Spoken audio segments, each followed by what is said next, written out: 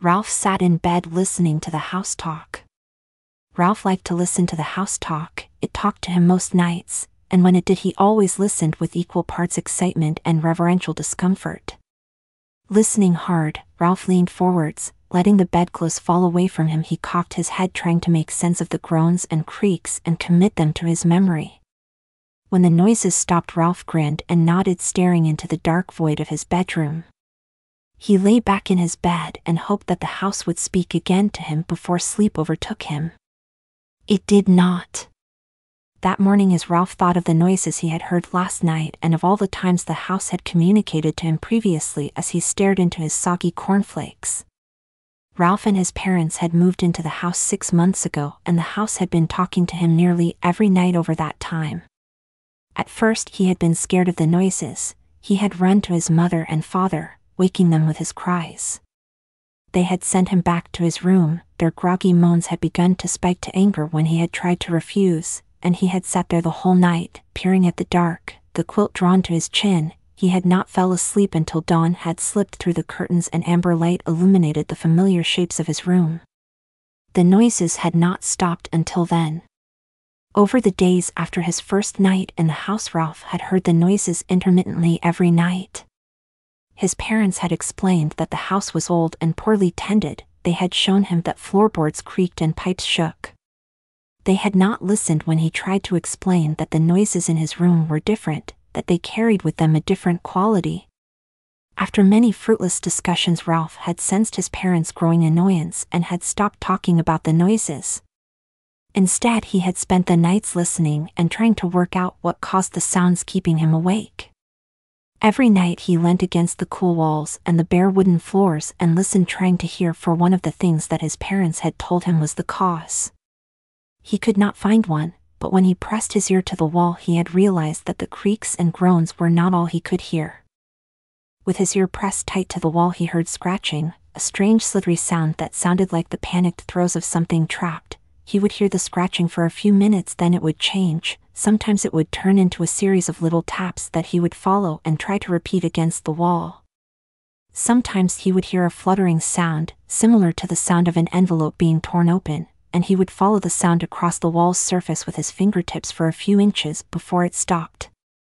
Sometimes it would return to the scratching sounds after Ralph's attempted copycat sound. Sometimes it stopped completely for the night. After a few nights, Ralph had awoken to the scratching sounds behind the wall that the headboard of his bed was against. This new, closer arrival of the noise scared Ralph, but he didn't run to his parents or cry out. Eventually, with the arrival of dawn, the noise had stopped, as it always had. After that, Ralph stopped leaning against the walls of his room and he stopped copying the noises. He had decided he didn't like the scratching sounds at all. Despite this scarier turn, Ralph continued to listen for the noises the house made. Though he never leant against the walls or seeked the scratching noise anymore, he continued to hear noises in the night. The knocks and groans became commonplace to him, and he found he was able to sleep through to the morning if he chose to, not that he did often. The noises, though scary at times, captivated him. After a while, Ralph realized that the noises were not confined to his room or to the night time. During his solitary time, usually for a couple of hours after breakfast and just before his evening meal, Ralph was able to wander the house listening. Ralph would wander from the kitchen after his morning meal and usually take a left into the living room. Here he would lean his forehead against the brick chimney breast that stood in the middle of the far wall. After absorbing any sounds he could, he would leave the room and then go to the staircase. He would walk halfway up them, counting the steps. 1, 2, 3, 4, 5, 6, 7, stop. Here he would get to his knees and place his ear against the wooden horizontal part of the 8th step and listen. Over the time that he had studied the house noises, he had noticed that these staircase sounds were different to the others in the house. Though he didn't always hear them, these sounds echoed and clicked like the others, but they sounded shadowy. Ralph always frowned at the thought but couldn't think of any other way to describe it. After hearing the staircase, he would either go to the bathroom, though usually only if he actually needed to use it, as he noticed the sounds were less prevalent there, probably because of the tiles. He would then go back to his room and play. Instead of really playing, Ralph would take several of his toys and scatter them around the room, sitting near some in case his mother chose to look in on him. This had not been his own idea, but something that he had realized during one of the house's nighttime mutterings. After carefully constructing his ruse, Ralph would sit and absorb more of the house's sounds for as long as he could. This was usually for a few hours uninterrupted, until his mother called him for lunch, at which point he would traipse downstairs, bolt down his food as quickly as possible, and run outside to the large backyard. The outdoor playtime had been at his mother's request, who saw no reason why young children should spend so long indoors, especially with such abundant outdoor space available. At first Ralph had fought this forced outdoor time, but one night, after listening to the house's nightly noises, Ralph had realized that the house wished him to go outside. After going out, Ralph would run to the nearest grove trees to begin to search the fallen leaves and the twisted exposed roots. He would dig, muddying his hands and scratching his fingers, until he found what he was looking for. Flushed with joy at his prize, he would sneak back through the back door, cross quietly through the hall, listening to the soft snores of his mother or the blaring of the soap opera tunes on the television, and tiptoe up the stairs. Upon reaching the 8th step, he would stoop, using his free hand to pull at the wooden slats that make up the step. The second of the 3 slats was loose, and Ralph was able to pry it open slightly, leaving a tiny, black void. Ralph would then push his other hand forward, offering his capture to the darkness. It was at this point whatever he had taken from the garden. This was usually a spider, a worm, or a butterfly, sometimes, especially on good days, a baby mouse or tiny bird, and on a bad one an acorn or a pill bug, and drop it into the darkness. As soon as the offering disappeared from sight, Ralph would be rewarded with a contented groan, and Ralph would smile. When Ralph had first done this, he had felt sick at his actions, and he had to run to the bathroom where he had spent a scary few minutes dry heaving and shaking. But after a few sacrifices, Ralph had become numb to the experience. After washing his hands, Ralph would return outside and wander through the garden for a while, before returning to the house. He would eat dinner, watch television with his parents, go to bed and listen to stories, first ones read from books by his parents and then later to the house. He would fall asleep, and the cycle would start all over again. And then slowly Ralph noticed the house became less appreciative when he gave it to the tiny animals. Its appreciation grew less apparent with each passing day's feeding. And so Ralph decided he had to try harder. Soon the bird's nest that sat in the nearby tree was emptied, and then Ralph's parents noticed that the chicken they had purchased for dinner had disappeared from the freezer. Then next door's cat went missing. For the next few weeks Ralph was able to satisfy the house. He had become quite adept at finding and subduing the larger animals of the gardens, hedgehogs, rabbits, and the like, and he resorted to stealing only when he absolutely had to. Ralph, and more importantly, and the house were content with their life together. And then things changed. Shortly after Ralph's 8th birthday, his mother went back to work. This meant Ralph would have had to spend the time when he was not at school alone. Ralph adored the hours he was able to spend alone in the house. He was able to take hours of uninterrupted house sounds. It also gave Ralph longer to gather his offerings now that his schedule was altered by school. Soon, though his parents decided they did not like the idea of Ralph being so alone for so long, they recognized that Ralph was a unusual child, and the missing food and lack of animals in their garden had become apparent.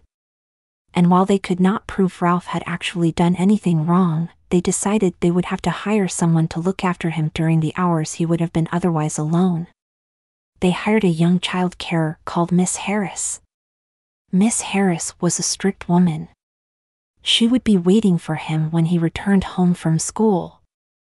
Sat in the living room, she would make him recite his times table before her, before letting him go out into the back garden for fresh air. While he was outside, she would sit in the kitchen and watch him from the window. He was never able to leave her field of view, or else she would come and force him back inside the house.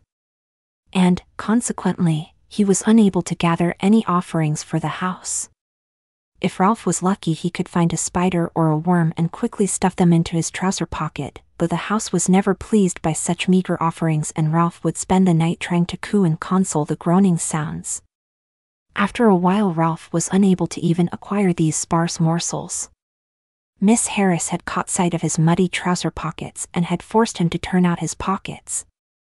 Upon seeing the squirming worm he had hidden there, she had shrieked, her shrieks becoming a tirade of filthy boy and naughty, selfish child. She sent him to his room, and later he had been refused dessert while at dinner.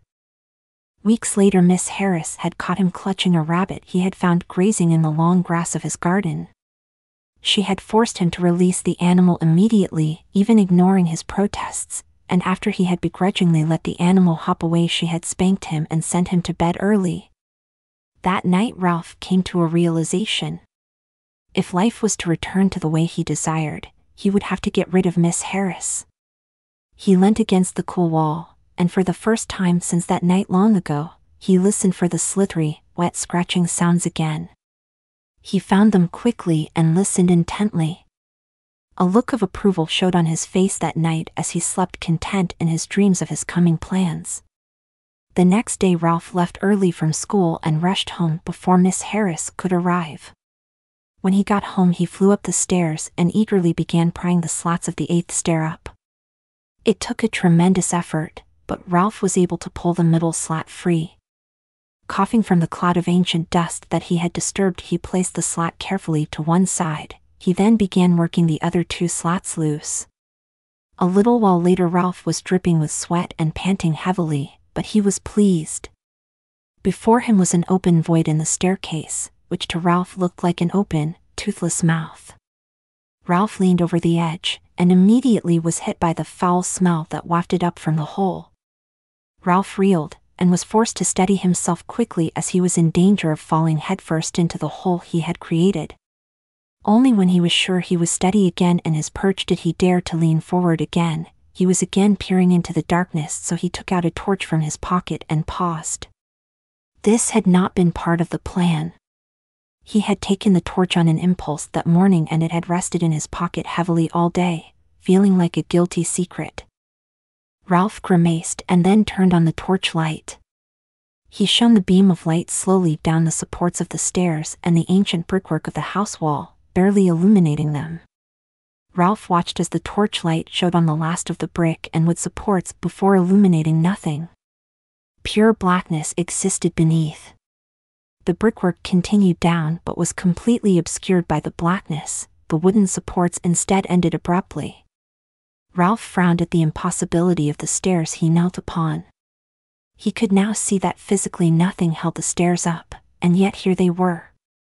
Ralph couldn't help but lean into the hole as he strained to light up more of the dark. He could now see beneath the last of the wood beams and red house bricks that the wall changed into darker brown bricks that could not be seen on the outside of the house. Here and there, random indentations and small ledges had been carved into this brown brick. Ralph swung the cone of light his torch produced across the shaft, trying to find a ledge that was close enough for him to look at properly. On the front side he found one. It was narrow and he could not see to the back of it. Its bottom was covered in a fine dust and grit, and as he pushed forward he saw the first gleam of ivory break the dark. Ralph flinched backwards as his torch showed the bones of a small rabbit lying there. Randomly scattered around it like weird macabre satellites were the shriveled remains of spiders, worms, and other bugs. Behind the bulge of the rabbit, Ralph could see other dim flashes of ivory.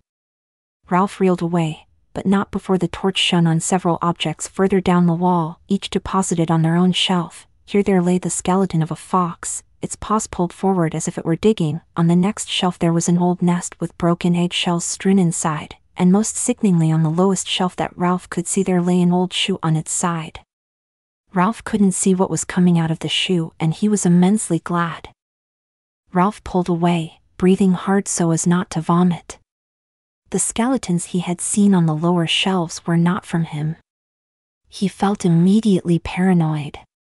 Tears ran down his face. He would stop now, run away from the house if he had to, just to be free from it.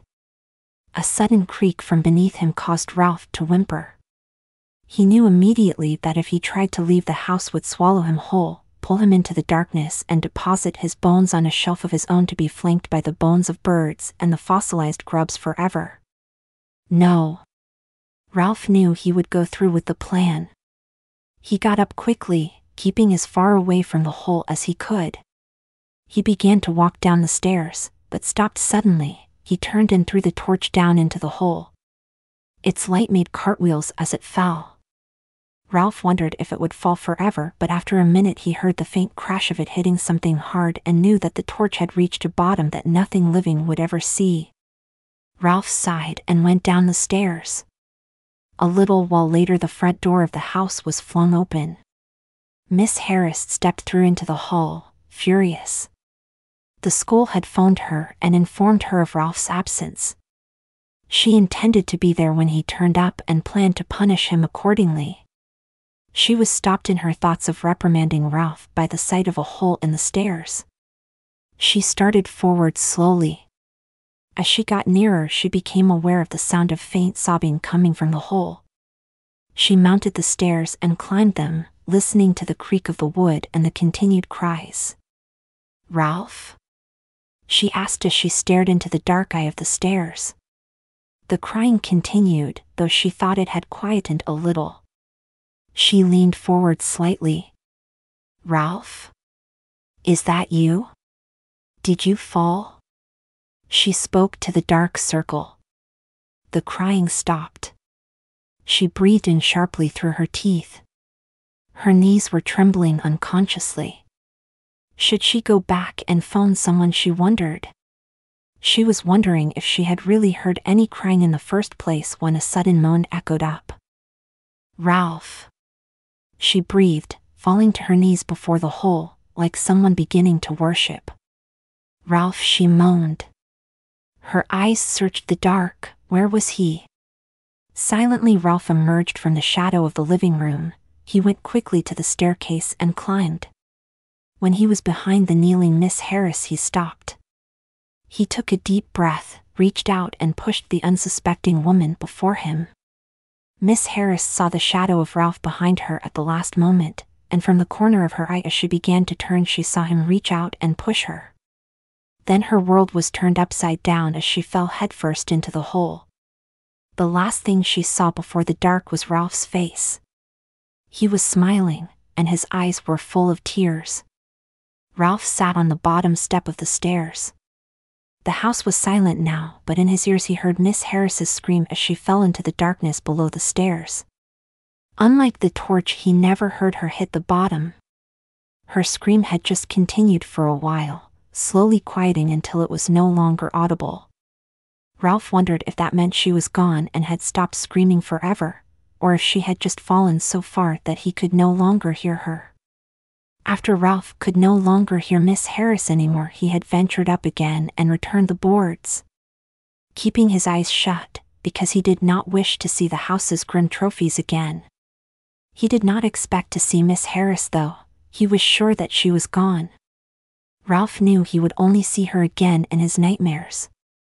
After nailing the boards back again with a hammer he had found in the garage, Ralph went back to the bottom step and waited. The evening passed slowly. Ralph was quiet during dinner with his parents. He did not watch the television or listen to the stories his mother read him. He was waiting.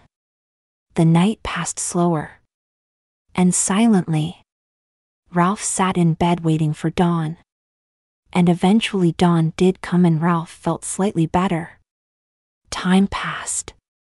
No one missed the absent Miss Harris for a long time. Eventually it was decided by Ralph's parents that she had decided to leave her role looking after Ralph without giving notice, and they decided not to pursue it. They hired another woman to take over, a kind elderly widow called Mrs. Marvel, who Ralph enjoyed the company of. Ralph was happier than anyone could ever remember. Since Miss Harris leaving the house had been silent all the time. He enjoyed the freedom and the peace the silence brought. He slept each night through, save for the occasional nightmare, but even these had diminished over time. One night Ralph was woken by a nightmare. In it Miss Harris had been trying to climb out of the hole he had pushed her into and drag him into the dark. Ralph shivered under the covers as his breath slowed and his pulse steadied. He relaxed as his eyes found the normality of his room in the moonlight. He sighed, closed his eyes and tried to sleep. Scritch. Scritch. The silence was broken by a low scratching sound. Ralph's eyes flew open. Scritch.